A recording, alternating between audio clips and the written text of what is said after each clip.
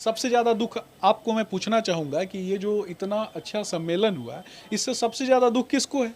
पाकिस्तान को है। तो जो लोग अगर भारत में हैं और उनको इस समिट से दुख है, तो वो तो कहीं ना कहीं पाकिस्तानी मानसिकता वाले ही नेता हैं। तो पाकिस्तानी मानसिकता वाले नेताओं को जल्द ही हम लोग पाकिस्तान भेजने का कार्य करेंगे। समय आ रहा है, सचेत रहें। नमस्कार, हमारा नाम रोशन और आप देख रहे हैं वाई डिस्कवरी न्यूज। अभी हमारा मौजूदगी जो है बीजेपी कार्यालय में है और मेरे साथ अभी जुड़ चुके हैं बीजेपी के प्रदेश प्रवक्ता हैं सुमित शशांक जी। हम इनसे जानने की कोशिश करेंगे कि जो पिछले दिनों की जो दो दिवसीय बैठक हुई है, अंतर्राष्ट्रीय बैठक, उसमें लेकर के जो है बहुत सारे नेताओं का प्रतिक्रिया आ रहा है। लेकिन इन्हीं से ही हम बात करना चाहेंगे कि आखिर G20 था क्या। देखिए, ये समझने की आवश्यकता है कि बड़ी ताकत को बड़ी जिम्मेदारी प्राप्त होती है। तो कहीं ना कहीं भारत आज विश्व के मानचित्र पर उभरता हुआ वह सितारा है जो बड़ी जिम्मेदारी और बड़े कर्तव्यों के निर्वहन के लिए आगे बढ़ रहा है। मेरा मानना है और संपूर्ण विश्व का मानना है कि जिस प्रकार से विश्व की एक से बढ़कर एक शक्तियों को और ग्लोबल नॉर्थ को ग्लोबल साउथ के साथ अगर कनेक्ट किया गया, तो वह मंच जो है वो G20 का मंच है।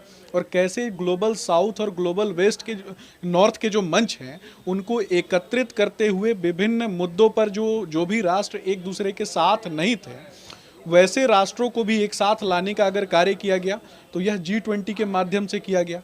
आज भारत की बढ़ती हुई वैश्विक प्रतिबद्धता, जिसके द्वारा भारत ने यह दिखाया कि विभिन्न मुद्दों पर जहां यूरोप के अन्य राष्ट्र जो हैं वो अलग अलग मुद्दों पर एक दूसरे के साथ नहीं खड़े थे, वो सभी कहीं ना कहीं इस भारत में हुए G20 सम्मेलन में एक साथ खड़े रहे।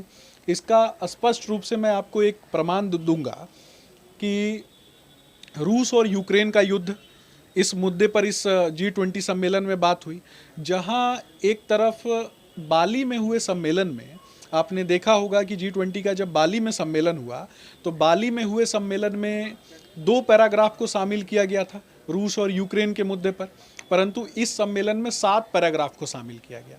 और 7 पैराग्राफ को शामिल करने के पश्चात यह दिखाया गया कि भारत कैसे अपने पुराने मित्र रूस के साथ भी खड़ा है और कैसे वैश्विक परिदृश्य में विश्व की बड़ी शक्तियों के साथ भारत कदम से कदम मिलाकर के चल रहा है। भारत के द्वारा रूस ने जिस प्रकार से यूक्रेन पर हमला किया, उस प्रकार से एक भी हमला शब्द जो है वो प्रयोग नहीं किया गया। और दूसरी तरफ जो टेरिटोरियल सिक्योरिटी जो है उसकी बात भी कही गई। तो यह दर्शाता है कि भारत वैश्विक मंच पर कितनी प्रतिबद्धता के साथ आगे बढ़ रहा है। इसके अलावा मैं आपको बताना चाहूँगा कि विश्व की जो मूलभूत जो चिंताएं हैं, उन विषयों पर भी इस सम्मेलन में बात किया गया। G20 का उद्देश्य जो है, यह समझने की आवश्यकता है कि G20 लगभग विश्व की कुल GDP का 85% और विश्व के कुल व्यापार का 75% जो है G20 के माध्यम से होता है। यह तब है जब अफ्रीकन यूनियन इसमें शामिल नहीं था। अफ्रीकन यूनियन के शामिल होने के बाद इसकी जो क्षमता है और भी ज़्यादा बढ़ गई।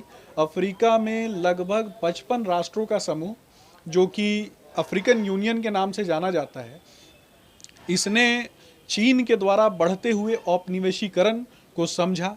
जिस प्रकार से चीन के द्वारा अफ्रीका के राष्ट्रों में लीज पर और पट्टे पर ज़मीन लेकर के जिस प्रकार से वहाँ अपने कैदियों को रख करके वहाँ के संसाधनों का दोहन किया जा रहा था, उसके द्वारा जिस प्रकार से अफ्रीका के संसाधनों को लूटने का प्रयास किया जा रहा था चीन के द्वारा, जिस प्रकार से चीन के द्वारा अफ्रीका का औपनिवेशीकरण किया जा रहा था, इससे बचाने के लिए मोदी जी की दूरदर्शिता और भारत सरकार की दूरदर्शिता ने यह बात को दिखाया कि विश्व के 55 राष्ट्रों का समूह और उनको ला करके, जो कमज़ोर राष्ट्र हैं उनको ला करके अपने साथ समान दर्जे पर बैठाना, उनको सम्मान देना और वसुधैव कुटुंबकम की नीति को आगे बढ़ाना, यह उद्देश्य मोदी जी का रहा।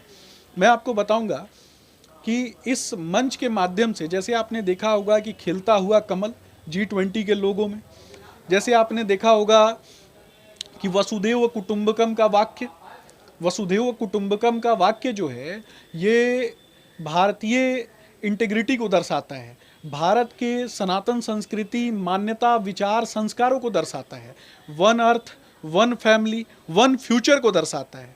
तो जो देश one earth, one family, one future की बात करता है, जो देश मानव तस्करी के खिलाफ बातें करता है, जो देश ऊर्जा सिक्योरिटी की बात करता है, तो वैसा देश जो है वही विश्व गुरु बन सकता है। तो कहीं ना कहीं विश्व गुरु बनने की भूमिका में प्रतिबद्धता जो भारत ने दर्शाई, उस प्रतिबद्धता में भारत सफल रहा इस मंच के माध्यम से। और चीन जैसी महाशक्ति को काउंटर करने का प्रयास अगर किसी ने किया और काउंटर किया भी सफलतापूर्वक, तो वह भारत के द्वारा किया गया। इसके अलावा भी विभिन्न मुद्दे रहे, जैसे पर्यावरण सुरक्षा, पर्यावरण आदि जो मुद्दे हैं, इन विषयों पर भी भारत सरकार के द्वारा प्रयास किया गया। भारत ने विभिन्न देशों को एकजुट करने का प्रयास किया कि कैसे कार्बन इमिशन को कम किया जाए, कैसे कोयला आधारित जो बिजली है उसको क्रमबद्ध तरीके से कम करते हुए लोगों के प्रति विश्व में एनर्जी सिक्योरिटी को कैसे बढ़ाया जाए। इसके लिए भारत के द्वारा G20 के मंच पे कार्य किए गए और सबके साथ सबके विकास की प्रतिबद्धता आदरणीय प्रधानमंत्री नरेंद्र मोदी जी के द्वारा इसमें दर्शाया गया। दूसरी चीज़, लास्ट क्वेश्चन है आपसे। कुछ लोगों भिन्न भिन्न पार्टियां के नेता जो हैं बोल रहे हैं कि इस G20 के जो बैठक हुई उसमें जो पैसा का बर्बादी हुई है। देखिए, ये समझने की आवश्यकता है जिनका मानसिक विकास नहीं हो सका है, जो लोग मानसिक रूप से कुपोषित हैं, वो इसी प्रकार की बातें करेंगे। नालंदा और विक्रमशिला भारत के दो शीर्षस्थ विश्वविद्यालय रहे जिसने संपूर्ण विश्व को ज्ञान देने का कार्य किया। बख्तियार खिलजी का आगमन हुआ बिहार में, बख्तियार खिलजी ने नालंदा विश्वविद्यालय को जला दिया। तो वैसे ही ये कहीं ना कहीं आधुनिक बख्तियार खिलजी जो हैं वो सत्ता में बैठे हुए हैं और ये इसी प्रकार की बातें करेंगे।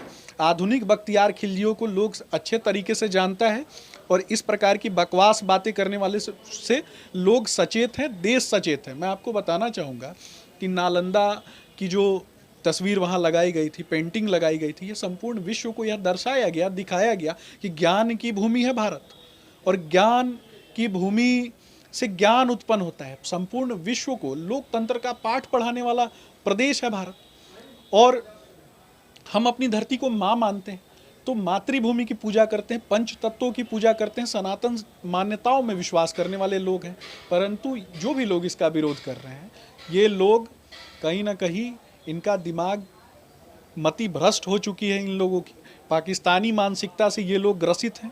सबसे ज़्यादा दुख आपको मैं पूछना चाहूँगा कि ये जो इतना अच्छा सम्मेलन हुआ, इससे सबसे ज़्यादा दुख किसको है? पाकिस्तान को है।